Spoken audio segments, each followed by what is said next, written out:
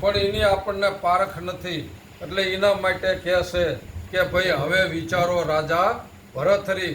પણ આ ભરથરીને એકને કીધું નથી, આ તો આખી દુનિયાને કીધું છે. આ સંતોની ને શાસ્ત્રોની, વેદોની, પુરાણોની વાતો આ તો આખી દુનિયાને કીધી છે.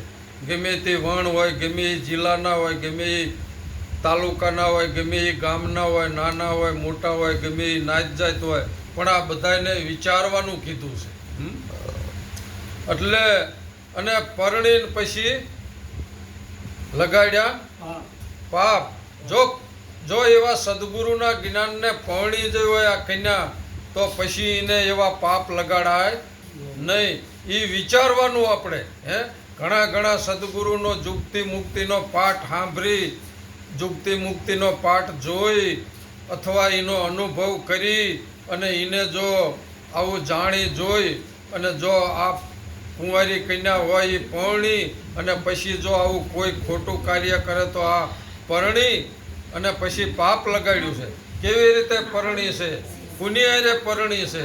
તો કે સદગુરુનો શબ્દ અને આપણી આ સુરતા, આ સુરતા રહીને એ બધાની અંદર હોય. બધાની અંદર જુઓ, ગમે તે વર્ણ ન હોય તોય આ સુરતાને રાણીને શબ્દ હારે પરણાવવાનું કીધું છે.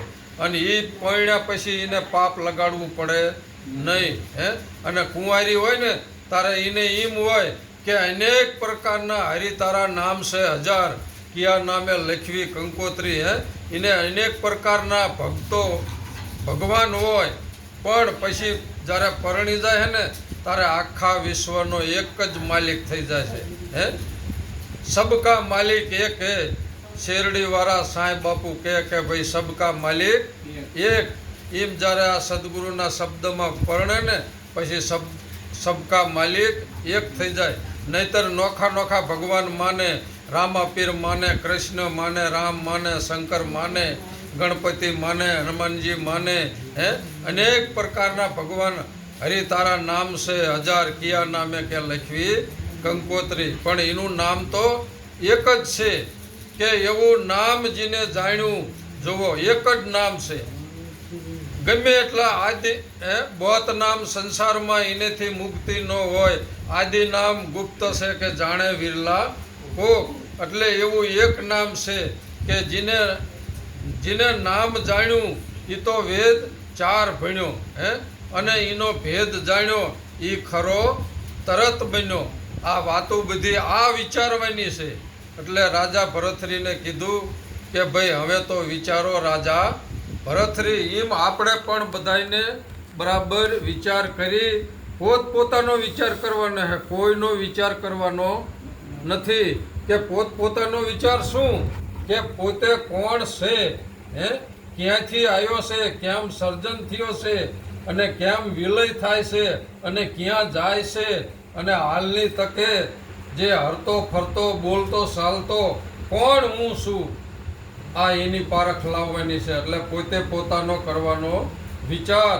આવું સંતો આ ભારતની અંદર સંતો ભક્તો બહુ મહેનત કરી અને આ અનેક જીવને સમજાવી રહ્યા છે. અને અનેક જીવને કહે છે કે ભાઈ હવે તો વિચારો રાજા ભરથરી. પણ રાજા ભરથરી તો આ બધા જો આવું વિચારે ને તો બધાને રાજા ભરથરી જ છે. કારણ કે એક સ્વરૂપ છે. જે રાજા ભરથરીની અંદર આત્મા હતો એ જ આત્મા આપણી અંદર છે. એ જ પરમાત્મા આપણી અંદર છે. જે એની અંદર વસ્તુ હતી એનો દેહ 5 તત્વનો હતો, 25 પ્રકૃતિનો હતો. એનામાં આત્મા હતો, એનામાં જીવ હતો, એનામાં 3 ગુણ હતા, એનામાં 4 અંતકરણ હતા, 25 પ્રકૃતિ હતી.